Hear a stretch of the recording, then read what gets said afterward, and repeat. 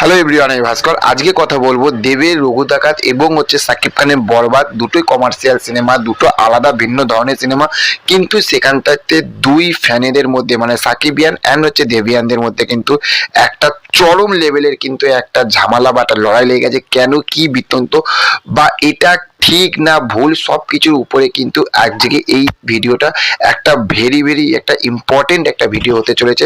ওই জন্য ভিডিওটা স্কিপ করে দেখবেন না, তাহলে পুরো মাথার ওপর দিয়ে উড়ে যাবে। পুরোটা শুনবেন, তাহলে কিন্তু জিনিসটা বুঝতে পারবেন। তো চলুন আজকের ভিডিওটা শুরু করি। প্রথমেই বলবো, দেখুন দেবের রঘু ডাকাত থেকে শুরু করছি। দেবের রঘু ডাকাত আসছে, আপনারা সবাই জানেন, এবং যে ওপার বাংলার একজন মেগাস্টার, তাকে সুপারস্টার বলা যায় না, তাকে মেগাস্টার বলতে হয়। মেগাস্টারের বই আসছে কিন্তু বরবাদ।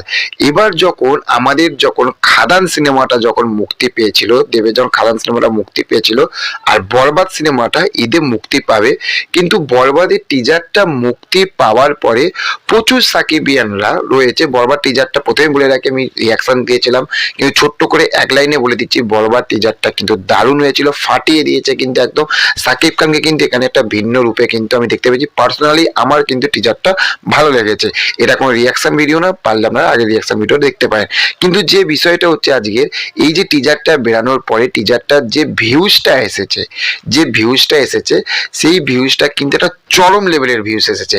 এবার এই চরম লেভেলের ভিউজটা আসার পরে প্রচুর সাকিবিয়ান, আমি সব সাকিবিয়ানরা বলবো না, কিছু কিছু সাকিবিয়ানরা রয়েছে বা কিছু সাকিব খানের ভক্তরা রয়েছে, যারা দেবের খাদান সিনেমার ভিউজটা মানে টিজারটের ভিউজটাকে নিয়ে তারা একটা কম্পেয়ার করছে, যে দেবের 6 মাসে যে ভিউজটা এসেছে, সাকিব খানের সেই ভিউজটা 3 দিনে চলে এসেছে। এটা একদম ঠিক, 100% ঠিক।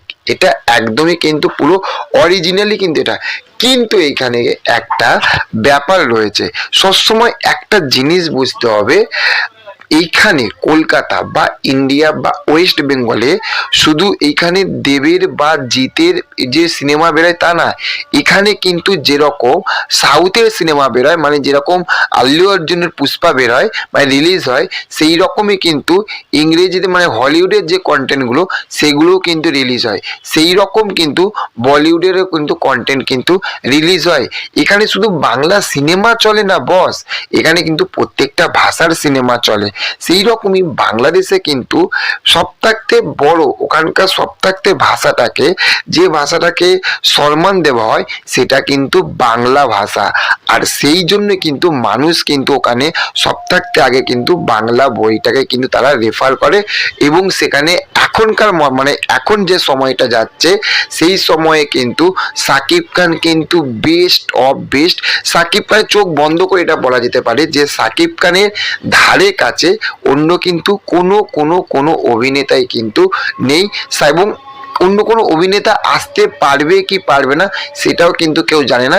সাকিব খানকে ওখানে যে লেভেলে মানুষ সম্মান করে বা রেসপেক্ট দেয়, তাই না? তো সেই জন্য কিন্তু সাকিব খানের যখনই কোনো একটা বই বা যখনই কোনো একটা টিজার বা কিছু আসুক না কেন, সেগুলো লোকে কিন্তু হুড়মুড়িয়ে দেখবে, এটা ঠিক।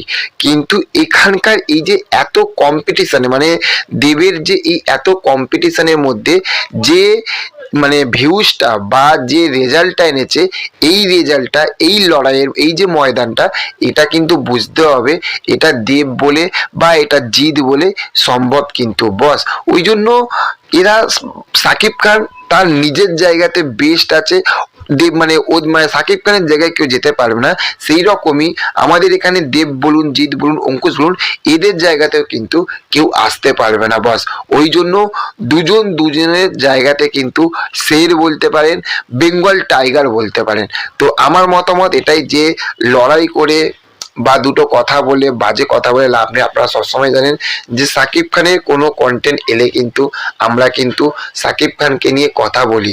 এবং আজকে আপনাদেরকে আর একটা সত্যি কথা বলে দিচ্ছি, সাকিব খান বা দেব এরা এমনই কিছু এমনই মানুষ, এদের কন্টেন্ট আসা মানে না ইউটিউবে ঝড় বয়ে যায়, আর ঝড় বয়ে যাওয়া মানে ভিউজ কিন্তু চরম লেভেলের আসে।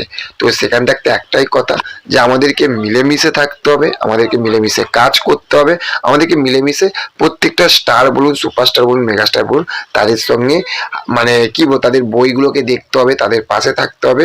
এবং বাংলা সব সিনেমার আগে বাংলা সিনেমা জিন্দাবাদ। তো চলুন, দেখা হচ্ছে পরবর্তী ভিডিওতে। ভিডিওটা ভালো লাগলে অবশ্যই লাইক কমেন্ট শেয়ার করবেন। চ্যানেলে যদি নতুন হয়ে থাকেন চ্যানেলটাকে সাবস্ক্রাইব করে পাশে থাকবেন। Okay, thank you, have a nice day, tata, bye by.